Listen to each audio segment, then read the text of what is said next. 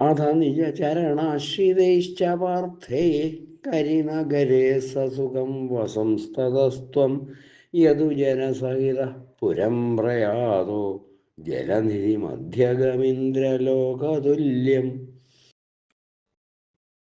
ഗംഗേയൻ പാണ്ഡവർക്ക് വേണ്ട ഉപദേശങ്ങളൊക്കെ നൽകി ഭഗവാനെ വേണ്ടതുപോലെ സ്തുതിച്ച് പരമപദം പ്രാപിച്ചതിന് ശേഷം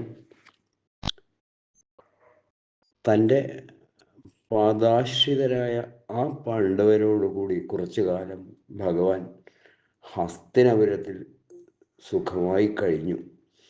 പിന്നീട് യാദവന്മാരോടൊപ്പം അങ്ങ് സമുദ്രമധ്യത്തിൽ സ്ഥിതി ചെയ്യുന്ന സ്വർലോകതുല്യമായ ദ്വാരകാപുരിയിലേക്ക് ചെന്നു.